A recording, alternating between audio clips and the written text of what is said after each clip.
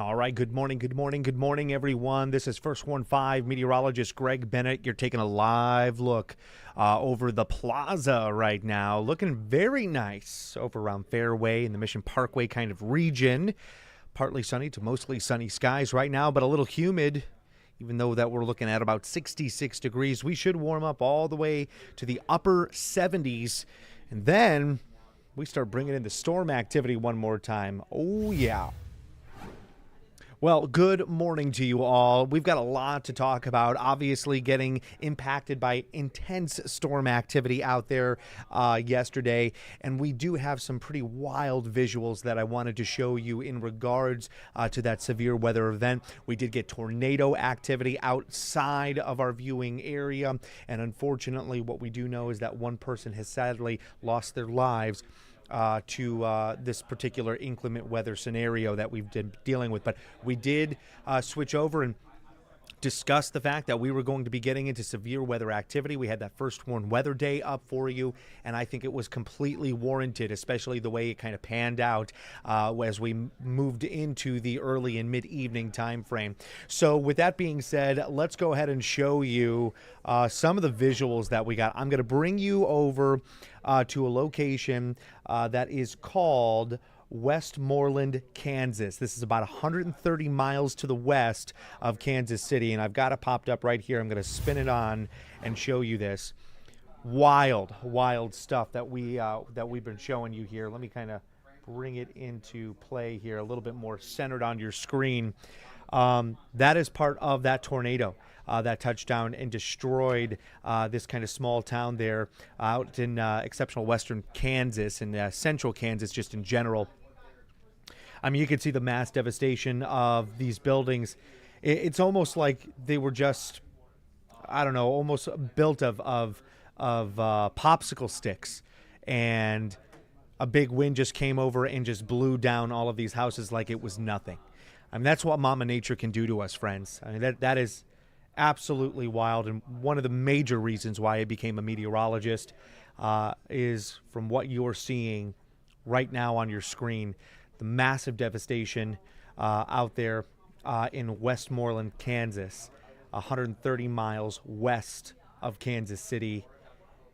And it's unreal to think that you see that home, it's completely destroyed, right? But the cars that were in the garage stayed put. They stayed there. But that house is no longer a house. It's nothing but rubble. A lot of people got injured in this particular situation. I mean, you could see a tractor trailer all just toppled over, just like if they were toys. And that's how powerful these tornadoes can get. And if I'm not mistaken, you know, we have been dealing with EF3 tornadoes since this past weekend. I wouldn't be surprised if this is the kind of stuff that we're talking about. I'm not 100% sure if this was already declared on EF3 or larger. I just don't have that information in front of me. And to be quite honest, I've been so concentrated on our neck of the woods of the Missouri River Valley, I haven't even really touched the western side of Kansas outside of our viewing area. This is actually the first time I, as a meteorologist, have seen these images. And it's insane. Listen, friends, there's another one that I want to show you too. Let's move over to this. This one is coming out of the same location, right? We're talking about Westmoreland, Kansas, and you can see a funnel cloud forming and trying to make it to the ground. We don't have debris on the ground, so at least at this particular image, you can see, you know, obviously the wind whipping up, some leaves in the air right now, but it had not touched the ground in this particular footage. But this is what we would call a funnel cloud. And on radar, mind you, this would show up as rotation. We can't really tell you the difference, at least from just reflectivity or the radar alone, if we have a tornado on the ground or if it is a funnel cloud. But look at that. Look at the tube that is created, and it's trying to make it to the ground now. And it looks like this one did, become an actual tornado. and we actually had a debris field there. That's where we can tell using radar. There's something that's called the correlation coefficient that we use when we're talking about tornado activity. Oh, pardon me. Let me bring that back. There's something that it's called the correlation coefficient, and it's another way to register debris around a potential tornado. So we have to use different types of radar in order to maybe confirm on radar that we may be seeing a tornado. Is it still the end all be all? No, we still technically need a spotter, an official spotter on the ground to see it visually that there is a tornado that has touched the ground. But if we see, strange colors in this correlation coefficient that are basically right on top of where we're seeing rotation in our radar, that mostly tells us, hey, that kind of weird coloration might be actually debris being picked up. It's right there around the rotation. This could actually be a tornado that's on the ground. And that's how that we could sometimes decipher it as meteorologists. Let me bring you back to that video, that footage of this wild tornado. So in this particular situation, this person is outside his home, which I would never, ever, ever, ever suggest you do, by the way. But we do have this footage. And as you can see, it's a very impressive kind of rotating funnel here. And at least at this time, it wasn't necessarily a tornado. It's more towards the end of the video itself that it looks like we actually do get touchdown on it. And in the end, it does become a tornado. And obviously, when we talk about tornadoes, you can get destruction just like this. Wild stuff. Wild stuff out there around the Westmoreland, Kansas area. So we've got more severe weather on tap. I want you to be ready for this. More severe weather today. Is it going to be as severe as what we saw yesterday? No. Is it going to be as severe as what we saw this past weekend? No. Is there still severe weather activity? Yes. Is there still an opportunity for tornadoes or rotation of the atmosphere? Yes. It's just not as conducive.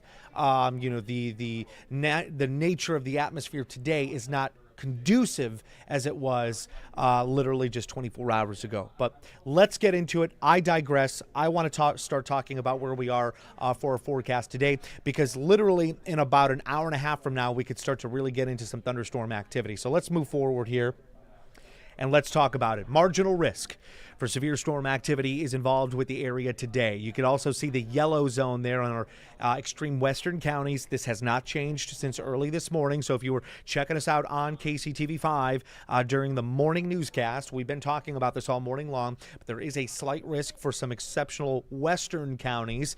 That does include Atchison County there at the northern side. We have Jefferson County, we have Douglas County, and we have Franklin County that's out there near Ottawa that may deal with more of a slight risk for severe storm activity.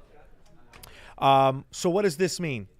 This means, well, just in general, there is a threat for severe weather in these locations. However, much of the more aggressive severe weather activity is going to be much more concentrated out west and south. This is the brand new update to the severe weather risk that we have seen since this morning. We were actually calling for an enhanced risk closer to haze within Kansas, and it would drop down into Oklahoma and portions of Texas. It has now receded back into Oklahoma for that enhanced risk zone, colored in orange. And obviously the slight risk expanding out towards Oklahoma City and Wichita. In that enhanced risk zone, it's more likely that we could see an opportunity for significant wind, hail, and tornado threats. But as you kind of sort of travel out from that enhanced risk zone, it gets less and less with the chances of seeing such aggressive storm patterns. With that being said, though, we could still see a severe weather impact to the area, and I believe I've got the update for you here. Yes, today's forecast. Let's pop that in and slowly bring the needles in. We're pretty close to around a moderate threat for any storms or severe storms to develop. It's more likely going to be for wind and hail overall. We have kept the rotational threat on the lower side of our scale here, but again, it's most definitely not zero. Is it plausible that we could still see maybe one or two rotating storms? Absolutely. So it will be something that we monitor closely for you, but I'm more concerned to yet again another opportunity for us to get into hail and kind of a wind development situation. And we'll have an opportunity to talk about hail because we had some major hailstones out there, more again towards the west, outside of the viewing area. I do believe that up to the north, closer to around Atchison, there were reports of 3-inch diameter hail. That's impressive, and it takes a lot for that to actually occur from a thunderstorm. We'll get into that in just a quick second. But I do want to get into basically what we have on the latest with our high-resolution radar. We call it the HRRR, H-R-R-R run. That's why we go HRRR model run. But let me go ahead and find it here and give you an update. I'm going to bring it into our forecast map graphics. There it is. And we've already started at 6 o'clock in the morning. We are well past that. Let's move forward in time with our future forecast data. And this is the new update. We did get an update with the severe weather threat, which means we have a brand new update with our model data, which is what you're looking at right now. And we're still basically on time for 1 or 2 o'clock in the afternoon for the first round. Still looking likely maybe around those northwestern counties, Atchison County, Donovan, Holt, Nodway counties, kind of traveling close to Interstate 29, and then it begins to fade off as it goes to Interstate 35. Then we get towards the late afternoon, early evening. This is going to be the bigger round that I'm more concerned with, and as you should too, that kind of sort of elongates from I-29 all the way back down towards 70, where that's the meat and the potatoes of it all. You can see, actually, let me back that up quickly. There it is. Very, very small speck just under where we have Lawrence in southern Douglas County. Do you see that magenta? It's another area that I'll be definitely monitoring closely. Around that zone is more likely where we could see severe thunderstorm warnings pop up, and it seems to ride I-70 quite nicely right on into the early and mid-evening. This is anywhere between 5 p.m. and basically 8 p.m. at night that we really get impacted by these stronger storm cells. We all know, we've been talking about this for days and days and days. You don't want to take what we're showing you right now as is. Like, this is not something that is going to happen 100%, but this gives you a rough idea of what you should expect or anticipate during certain time frames of the day, right? So if we're seeing these kind of dark reds and yellows and oranges, it's indicative of getting into powerful thunderstorms. That's what you should have in the back of your head. Look at the time frame here, 5, 6, 7 o'clock at night. Okay, is this storm activity over the metro? Yeah, it looks like it's over the metro. So between the hours of 5 and 7 p.m., we could be seeing some pretty strong storms here around the metro. That's what this is trying to tell you, and that's what we want to let you know about, right? So we want you to be prepared for that. That continues through the evening.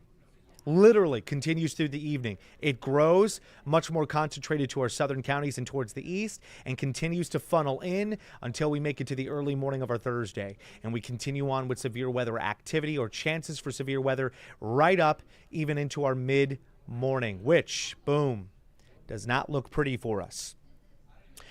5, 6, 7, and 8 a.m. in the morning. That is the time frame that we are all getting ready to head out the door. Now, I've already been out the door. I've actually been doing your morning newscast and probably giving you another live stream on the storm activity by this time. But you guys are getting ready to head out the door with your kids, with your significant other, by yourself, trying to get to work, trying to get to school, trying to run some errands. Maybe you just want to go out and get some breakfast. Maybe you're trying to get some groceries. This is going to be an issue, which is why we have a first warn for a Thursday forecast. And there is an opportunity for severe weather because there's a marginal risk for severe storm activity around this time frame as well. Let me bring that in. Marginal risk. There's our Thursday. It's the entire viewing area. And again, it's anywhere between a moderately low to moderate threat overall for wind and hail, but a much lower risk for tornado development. We're just not seeing a whole lot of wind and shear in the way that it was oriented over the past several days, from this past weekend to yesterday.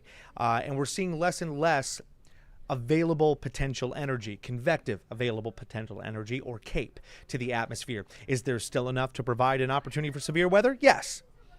But are we talking about hail the size of baseballs and maybe an EF0 to an EF3? No, that's not necessarily something that we're getting involved with. Does that mean that we have to rule out tornadoes entirely? No. We can still see one or 2 storm cells just hit the atmosphere the right way. The ingredients come in just right to maybe have that spin up happen. So it's still something that we're going to continue to track closely, but I digress. Let's get back into that future forecast model and bring you all the way back over to our Thursday morning here, 8 a.m. And you see it kind of sort of dissipates, right? But we're not done. It's this on and off threat for scattered showers and storms for the rest of the day, looking another maybe more likely to be a bit more scattered or aggressive with the wet weather by about 5 or 6 o'clock at night. You can see that I kind of go back and forth with it. That's as big as it gets. More isolated through the afternoon, but then a little bit more organized for a scattered event, 5 or 6 o'clock in the evening by the time everything leaves the area and we finally get to a little bit of a breather for Friday. Thank goodness we get into some sunshine and actually a really nice day to be outdoors. And then we bring it back for Saturday. That's another forecast we need to discuss too. I'm going to bring you into the Euro model, the European model run. We're going to go into an extended forecast starting you off on our Friday, which, hey, thank goodness, we've got high pressure that's coming in. That's that clockwise rotation that you're seeing, with these little lines that are rotating through the area. So high pressure takes over for us. That is so nice. But then all of a sudden, that high pressure moves. And it moves way off towards the north and east, allowing for another strong southerly flow. And then all of a sudden, we get a little counterclockwise rotation out west. It's another upper-level low-pressure system that we're monitoring. And by Saturday, swoops in, brings in some showers and storms. This one is actually a whole lot less aggressive compared to our American model run. But you see those dark greens to the north and east? That might be where we see some stronger storm cells pop up. Definitely in the American model run, our eastern counties seem to be much more impacted by the early evening Saturday with some stronger storm cells. So we've got about a 30% chance for rain technically on here. I think we're going to push it to 40, though, by the end of the day for sure. But there is a severe weather attachment to it, which is why we're first warning you on Saturday. But this is where it gets interesting. I'm going to bring you all the way up to next week. Got some wet weather trying to come in Sunday. About 20% chances here. I'm not too concerned about Sunday. It's Monday night into really Tuesday morning. Check this out. Oh, yeah. That right there, friends, was at midnight, 1 o'clock in the morning Tuesday. That's not pretty. That's not pretty. That is a nice, solid cold front. I can tell you that right now, just from the characteristics of the wet weather that's being provided here. And it's wrapping up to an area of low pressure well to the north. That is some strong storm activity chances. Now, this is day 7 in the forecast, okay? Day 7. That's way far out there. That has me going, okay, all right. You are the conservative model. The European model is very conservative. So it does have me go, there's going to be some wet weather, but is it really going to be that bad? Let's get some more information. Let's get some more information about this. So then I go to the GFS model, which I've got to start searching for. I think I've got it right here, and I'm not sure if it's updated. So give me just a second here. I've got it on Wednesday, but does it go all the way out? It does. It does indeed. Go to Saturday, Sunday. Oh, no, it's not updated. It goes all the way to Sunday. So you know what? We're going to do this in real time together. That's what we're going to do. I'm going to open it up. I'm going to change the timing of it to get that update here. So remember, we already showed you the European model run. That is technically our more conservative model run. It really is overall when it comes down to storm activity. When we talk about tropical weather, maybe hurricanes or tropical depressions or tropical storms, the European model run overall tends to do a much better job with predicting that kind of stuff. Now, is it always right? No, it's not always right, but it's got a much better track record than the other model runs overall. And let's see, I'm going to take this out to, I can't take it out to Wednesday, but I can take it out to Tuesday, 11 p.m. All right, I've just updated the GFS. It's now going to start on Friday for us. I'm going to show you actually Saturday because let's show you the American model run, which is the more aggressive model. It is an aggressive model here. So this is the American model run for Saturday. And about in there is what I'm concerned about, especially here. You know, when we go back to about 5 o'clock in the morning Saturday and we've got the yellow zone so close to the viewing area, doesn't sit with us right. So we wanted to give you a first warn on it. We may adjust. We may adjust as we get more data that comes in. But let's go and continue on into Monday night and into Tuesday morning.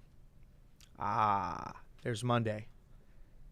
And then we're going into Tuesday. There we go. Now that is coinciding with our European model run. Not necessarily the same aggression, but we've got almost the kind of same timing. This one is saying, no, it looks like it's going to escape out towards the early morning Tuesday. The European model run is saying, no, we've got some time on this thing. It's going to go through the mid and late morning time frame, but they're just about on top of each other. So now we've got confidence there. So then I went, okay, well, that's easily a 40-50% chance for storm activity. So that's right off the bat. That could be a first warn for us nonetheless. This is where it gets interesting, friends. Let me change this out. I'm actually going to save. I'm going to save the GFS model run so that way our other meteorologists can use it. But let me bring up the Severe Prediction Center model. This is interesting. Coming up. Oh, there's a lot there. Well, hold on. We still need to adjust this because this is actually showing us the severe weather threat for the next 7 days, all on top of each other. So let's go ahead and clear everything out. I'm going to go into the file here. Again, this is all updated. All right, we've got the current outlook for day 1. It's already clicked on. So I'm going to unclick it. I don't want day 1. I want to go out all the way to day 6 and 7. All right, you ready for this? There is still severe weather chances on day 6 and 7 of the Severe Prediction Center model data. That is something that doesn't happen often when we're all the way out. The farthest the severe weather prediction model goes is 8 days. And we typically don't see that. You know, day 5, day 6, we talked about that being very uncommon, but it does happen. This is literally day 6 at night to day 7. And there you go. We've got ourselves a severe weather risk towards our Kansas counties. This is going to adjust. I'm going to tell you that right now. There will be an adjustment to this as we move forward in time. It may encompass the entire viewing area. It may not. It's going to be something that we have to continue to track closely. But what I'm getting at is that we've got a severe weather threat Monday night into Tuesday. We've got our model data basically right on top of each other showing us Monday night into Tuesday.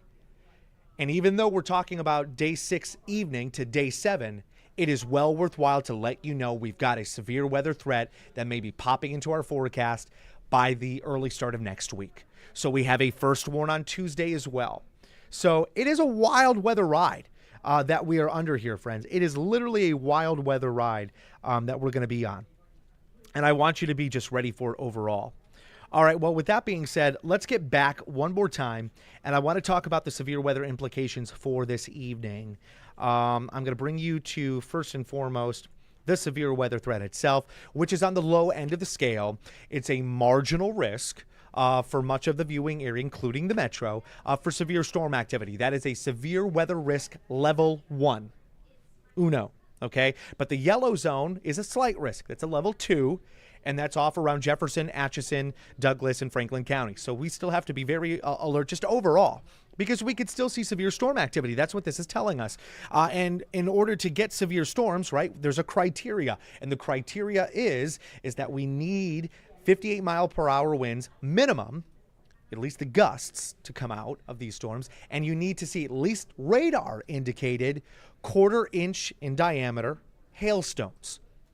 So if we've got that marginal risk, it means we've got that criteria possible within that viewing zone. Now, this is still issuing us a first warn. Because don't get me wrong, you know, it's still a very dangerous situation when we're talking about severe thunderstorm warnings and a marginal risk for severe weather. But we're keeping the tornado development opportunity on the lower end of the scale, which is good. Does this mean that that this can still be something that can hurt you? Yes, this can be something that can hurt you. Is this going to be something that has us in the basement and we really should just stick to the basement? Not necessarily. No. So there's kind of this gray zone when we say, hey, we're first warning you about this. And then when we talk about something super serious and we say, hey, it's going to be a first warn weather day, it's a big difference, big difference. And I want to talk about that. I do want to talk about that. So we do this here at KCTV5. We literally live and breathe first warn, right? We first warn you about inclement weather. We want to first warn you about severe thunderstorm activity. So sometimes you see a first warn on your 7-day forecast, or we say, hey, we're first warning you about Tuesday's forecast. But when we talk about a first warn weather day, it is a first warn weather day. All hands on deck. Red alert. Hit the button. It's go time. This means that we've got a serious situation on tap. So I want to talk about that. We haven't done this in a hot second. We haven't actually discussed first warn and a first warn weather day in a long time. So I'm going to take the time to discuss that with you, and we're gonna move forward. Here we go. This is the kind of explainer of first warn and first warn weather day. Okay, so what is a first warn? Let's move forward into this and talk about what a first warn is. A first warn overall is a very inconvenient weather pattern. That can be a thunderstorm. That can sometimes be severe thunderstorm activity, depending on the grade of severe weather. For example, today is so far a first warn because there is some implications for severe storm activity, but it's more likely going to be a significant inconvenience to you. You could lose power. You could slow down on the roadways, and you can get into maybe an accident where it backs up on the freeways, and you won't get home for 45 minutes to an hour. You know, but is this going to rip the roof right off your house? Is a large tree in your backyard going to topple over in 55-mile-an-hour winds and, you know, hurt you and your family? Not necessarily. Those are a little bit different. It's a lot more serious for us. So a first warn is more of that inconvenience weather. And in this particular situation, even though we've got ourselves a potential for severe weather activity, remember, it's a marginal risk. It's the low end of the scale. It's more of an inconvenience rather than it is necessarily deadly and dangerous. All right. Other kind of examples of a first warn might be a significant temperature drop. You know, maybe today was going to be 77 degrees, but by tomorrow, it's going to be 50 degrees. That's a first warn. And we'll first warn for the following day because that's a significant drop in temperature for you. Does it kill you? No. But it's going to slow you down. It's going to have you changing your entire outfits. It's going to have you rummaging through winter boxes to find that sweater again. So that would be a first warn. Another one may be a very high level of pollutant to the atmosphere, right? If we go, you know, code purple on the air pollutant here, where it could be very detrimental to somebody who's got asthma. It's something that all of us should not be outside for any amount of time because of how rough the air quality is overall. That would be a first warn, all right? So let's talk about a first warn weather day. And you're going to see a difference in coloration, by the way. First warn weather day. First and foremost, let's talk about the color background that we've got on first warn weather day. Everything is in red.